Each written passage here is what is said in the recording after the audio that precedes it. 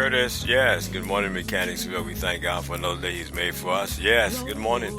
It's a fresh day. It's a new day with new grace and new mercies. And I tell you, the presence of God with us all day long as we walk and move around. Yes, it's a great day, Lord God, to just give God thanks for His goodness, His mercy, His tender love and care to each and every single one of us. God so loved the whole wide world that He gave His only begotten Son, so whosoever believes in Him should not perish but have everlasting life. So you can share that good news with somebody today to let them know that they are the focus of God's love, God's concern for them. Good morning, Baltimore, Maryland. Good morning, Washington, D.C. Yes, good morning, Indianapolis, Indiana. Good morning, Charisma. How you doing today? Good morning, Godfrey.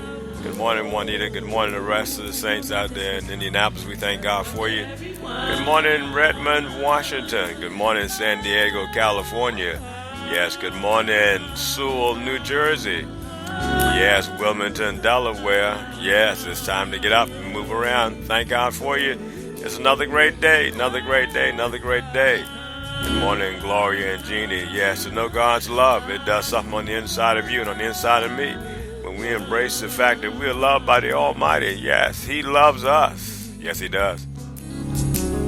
Lord, if they only knew how much you care for them, they would honor and reverence your holy name. They would seek and obey your holy word, enough to last into the end of time. What the world needs now is to know God's love.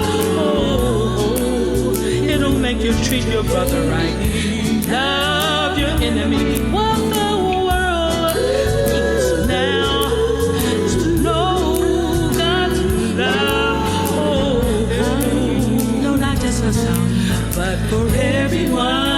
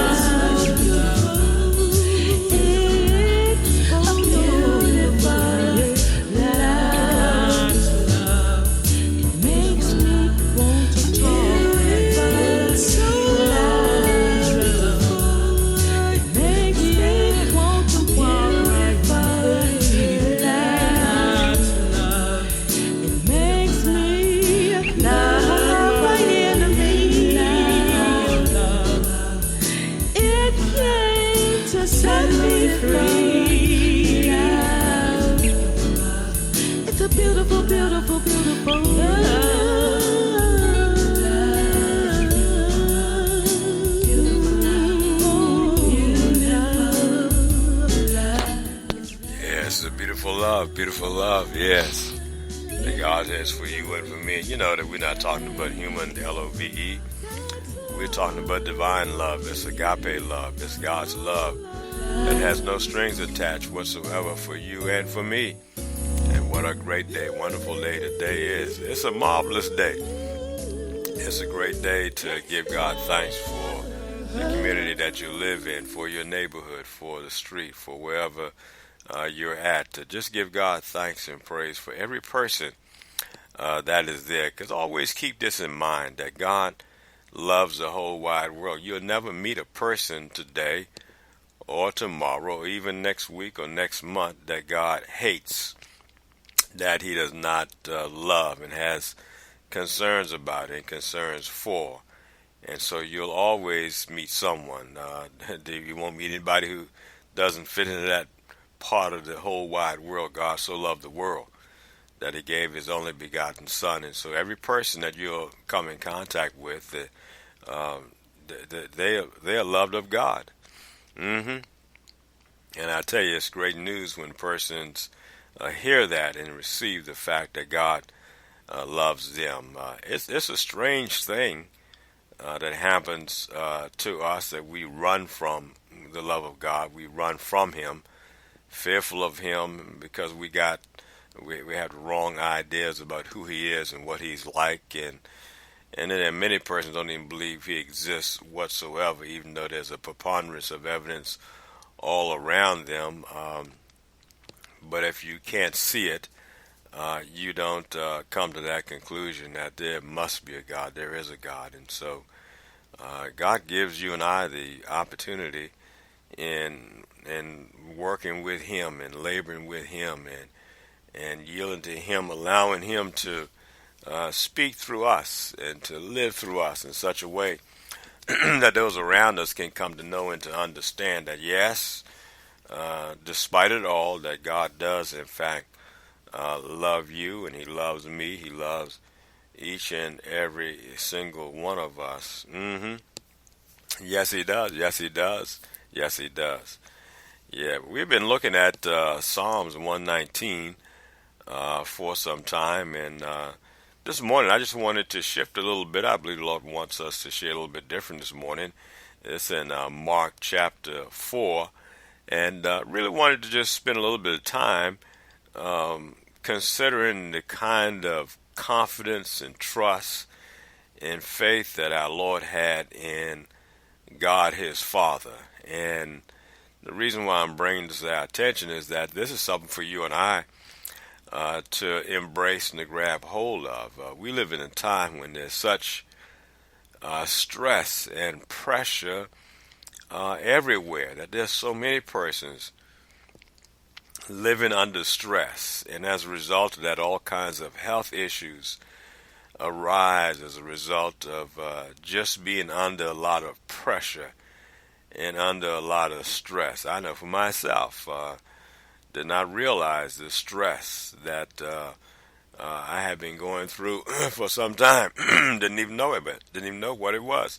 Excuse me. And it led to some of my health challenges as well. But I thank God I'm learning now the importance of resting in God. God invites us to enter into His rest. In fact, Jesus said, look, I've come that you might have peace, not the peace that the world gives you, because that's temporary. It's very fragile. It only lasts until something happens, and then it's gone. And if the world gives it, the world can take it away. If your job gives you peace, and your job can take it away. If your car gives you peace, and your car can take it away. Jesus said, I've come that you might have a different kind of peace. And I love looking at Jesus Christ Himself, because He is not only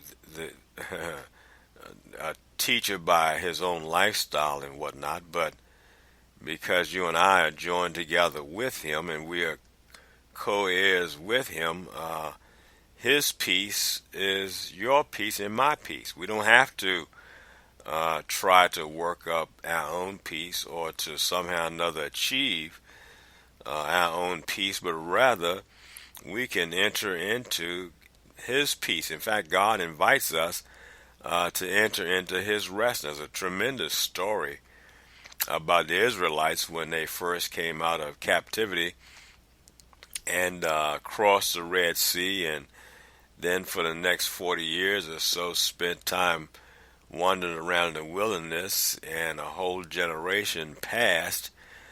Even though they were right at the front door of the promised land, they couldn't enter in because of unbelief, and it was an example for us. It's for something for you and I to look at and to learn. This is something that actually happened. This is a part of the Jewish history.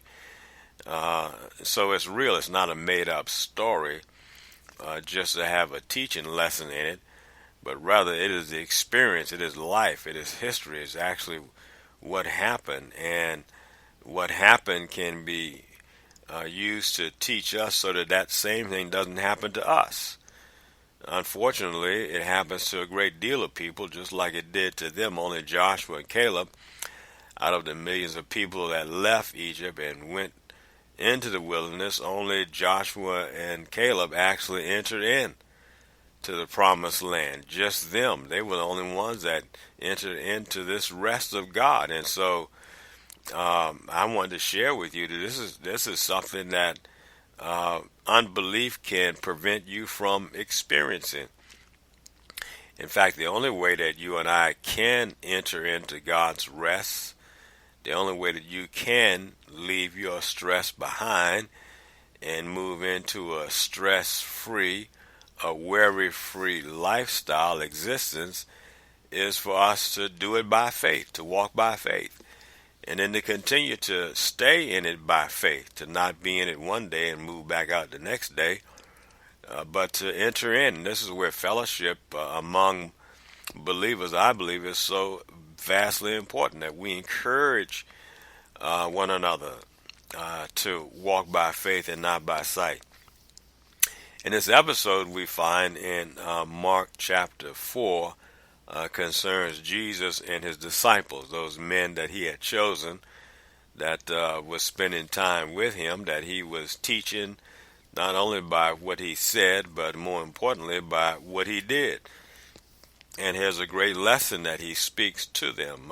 This is Mark chapter 4, and starting in verse 36 to 41, it says, "And when they had sent away the multitude, they took him even as he was in the ship, and there were also with him other little ships. And there arose a great storm of wind, and the waves beat into the ship, so that it was now full. And he was in the hinder part of the ship, asleep on a pillow. And they awake him and said unto him, Master, carest thou not that we perish? And he arose and rebuked the wind, and said unto them, Peace, be still. And the sea, or the wind, ceased, and there was a great calm. And he said unto them, Why are you so fearful? How is it that you have no faith? And they feared exceedingly, and said one to another, What manner of man is this, that even the wind and the sea obey him? Jesus and his disciples were crossing the sea, and a great storm arose, and wind blew, and water was busting up against the ship, and waves were coming in such a way that they began to fill the boat with water. They were about to sink, and Jesus was in the hinder part of the boat, the back of the boat, the part of the boat that would always sink first. And he's back there asleep on a pillow. And it's a contrast for you and I to see Jesus Christ, who does fully trust his Father, really does understand his Father's love and concern for him, has no fear whatsoever, nothing. He is fearless. He is worryless. He has no worry whatsoever, no concern whatsoever. Such that not only is he just quiet and still, but he's asleep. He's sleeping right in the midst of this tremendous storm that is happening. Now his disciples, many of them, were professional fishermen. That's how they made their living. That's how they provided for their families. They were fishermen. They were used to being out on the water, used to being in the midst of storms, and they were just frightened. They were worried. They thought they were going to perish, and they go and wake Jesus up and ask him a stupid question.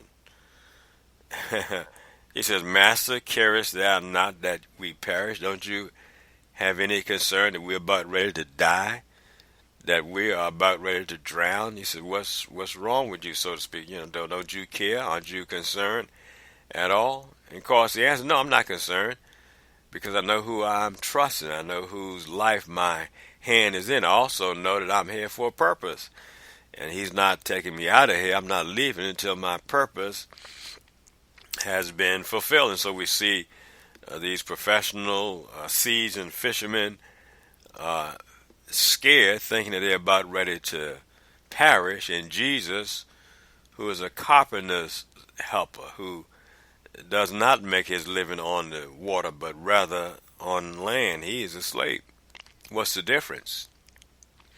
Well, the difference is their mindset. The difference is how they see things. Difference is how they believe, how they look at God. And of course, we know that nobody really saw God for who he really was.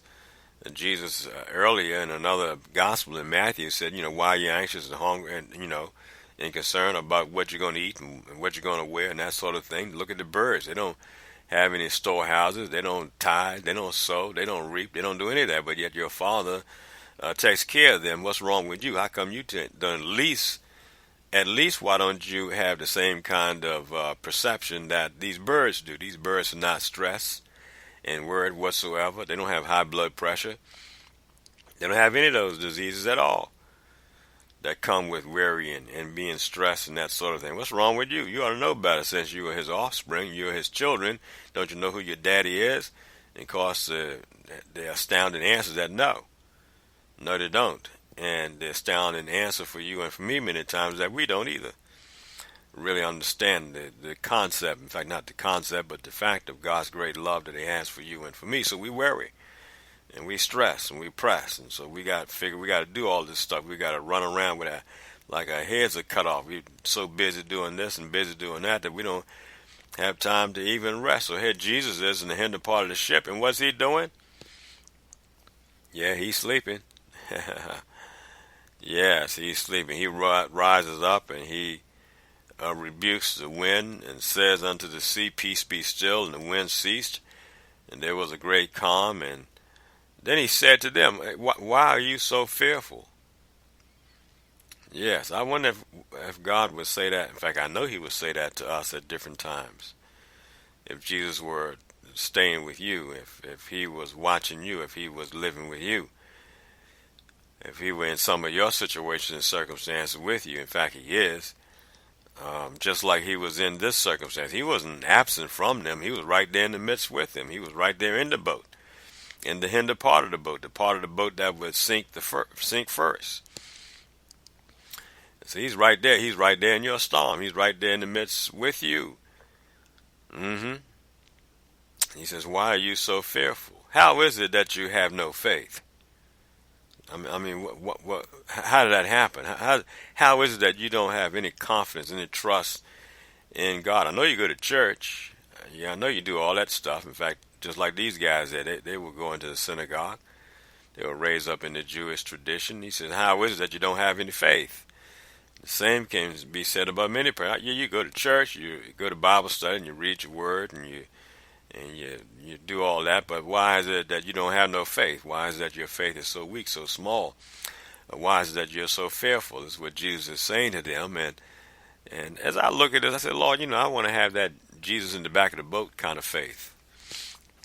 And it's available for all of us as God's rest, where he invites us. In fact, he desires for us. In fact, when you and I don't enter into his rest, that's when God is really perturbed with us. The Bible tells us in Hebrews, who was he upset with? Oh, it was with those who could not enter into his rest because of unbelief. Those who, despite all of what he had been doing for them, could not trust him enough to enter in, even though there were giants in the land. So what? If God be for you, who can be against you? Yeah, so we want to incorporate this in our lives. We want to appropriate this in our situation, our circumstances today. That you and I, we all together, that we enter into God's rest. And if we're in his rest already, that we stay put. That we don't allow any circumstance, any situation to cause us to doubt, to fret, to be fearful, even though we are right in the same ship with him. Even though he's in the situation and circumstance with us, that we don't look at the circumstance and forget that he's right there and begin to ask, don't you care? Aren't you concerned that I'm about ready to do this? This is happening to me. Don't you care what's going on with us? Of course he does. Of course he cares. Of course he is concerned. He is more concerned about you in the situation and circumstance than he is about changing the situation or the circumstance, because what he wants to do with you and with me is to have us trust him to enter into his rest.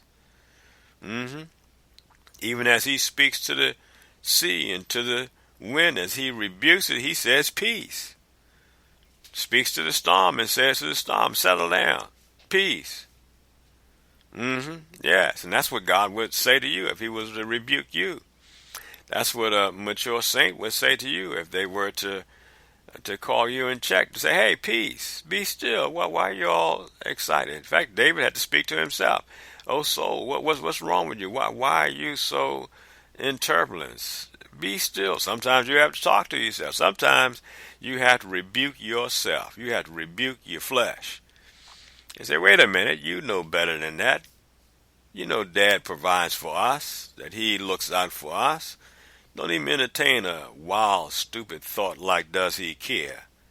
Sure he cares. He cared so much he gave his only begotten Son for us. So he cares. Yes, he does. Yes, he does.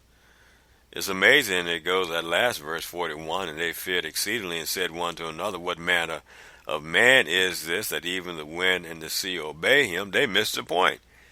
Yet what manner of man is this that can sleep in the midst of such a fierce, seemingly life-threatening storm? Again, their focus was on the wrong thing. They were on temporal things, on the sea, on things that you can see with your natural eyes. They forgot the important thing of looking at Jesus. And say, what manner of man is this that can sleep in the midst of the storm? Not so much that he was able to calm the storm, but that he could rest in the midst of the storm. And so they couldn't rest. They couldn't speak to the sea like this. At least they didn't think they could. And so it never entered their mind. And so they were taken up again. This is what happened with people with little faith or no faith. This is what happens to you and to me. We so focus on the situation, circumstance, the storm, the winds, the sea, the things that's causing us stress and pressure and those kind. That's what we focus on. But Jesus doesn't focus on that. He focuses on their faith. What's wrong with you guys? Why is it you don't have no faith? Why is it that it's so weak? Why is it that you're so fearful? Yes, that's what you and I need to look at. Why am I so fearful? Why am I taking thought for this? Why am I concerned about this? Why am I worrying about this? Why is it having this kind of impact on my health? I can see, and you can see and testify, and just know that you weren't made and built for stress. Your body was not conditioned for chronic, ongoing stress, for you to be worried day in and day out about this matter, that matter. Seemingly, as soon as one thing is taken care of, something else pops up that causes you to be stressed out. No, I mean, look at the results. High blood pressure. Look at the results also. Look at the results. Messing up with our digestive system. All kinds of health issues come as a result of just stress. Not able to sleep at night. Can't get a good night's rest. And so tired as well as stressed. Because you weren't made to deal with that. Well, you say, well, Pastor, well, Don, what must I do? If I wasn't made for this, how do I deal with it? Well, you go to sleep. You lay your head down on a pillow and you rest.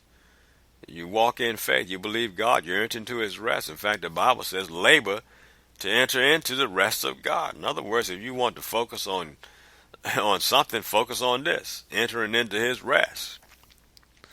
Dealing with your fears. Saying, Lord, I know that you love me, that you got everything under control, that you're working all things together for my good. That's something to believe in. To believe that God is working all things together for your good, and so therefore you can give God thanks for everything and in everything. Both. Don't exclude one over the other. Both. Both. Yes. So the others might marvel at you and say, what manner of woman is this? What manner of man is this that nothing seems to bother him? Yes. Yeah, what a wonderful day today is. Yes, just something for you to consider. This is what I'm embracing and receiving and desiring and walking in and living in. The back boat kind of peace, the back boat kind of rest that Jesus had. Yes, in the midst of what he was going through, his circumstances. Yes, just resting with him. Yeah, like I said, I got all things under control. I got everything under control, and so you just rest. Rest in me. Enter into God's rest. There's peace. Yeah, so check yourself out today and make sure you enter into God's rest. And if you're there, that you walk in it, that you live in it, that you don't allow anybody or anything to call you out of the rest of God and the peace of God that passes all understanding. Yes, in the joy of the Lord, which is your strength. You got something to rejoice about? I certainly do. Yes. Good morning, Mechanicsville. Give God thanks and praise for the town that you live in. Drop me a note. Yes, at pastorcurtis@hotmail.com. Just send me an email. Let me know that you're listening to us and mention where you live at, and I'll mention that on Good Morning Mechanicsville. Yes, we give God thanks and praise today. He's worthy. Yes, he is, of all of our praises he desires for you and I. Walk in his peace, his love, his joy. No, not just for some, but for everyone.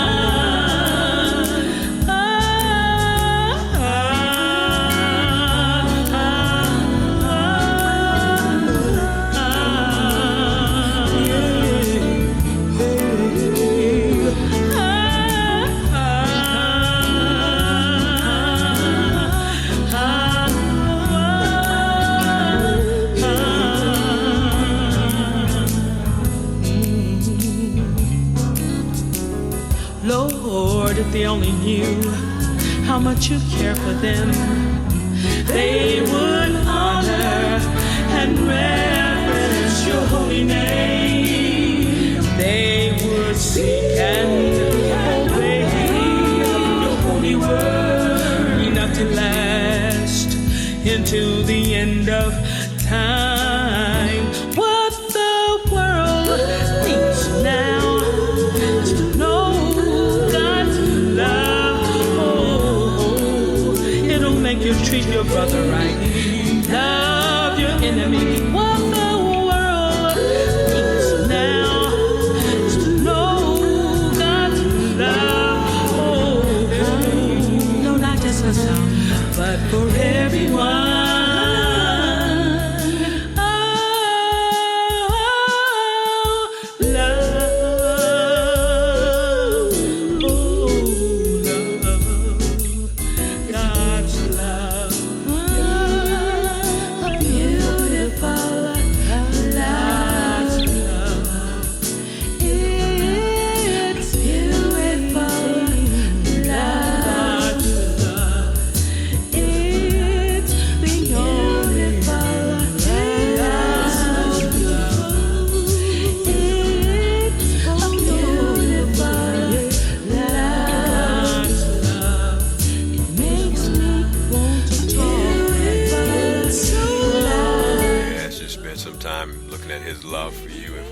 Agape.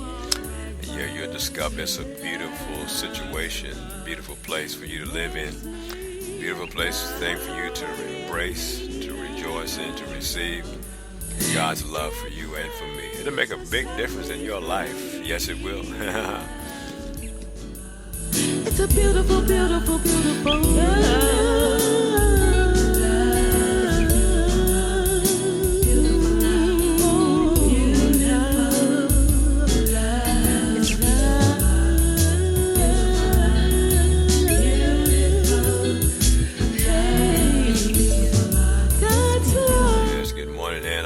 Michigan.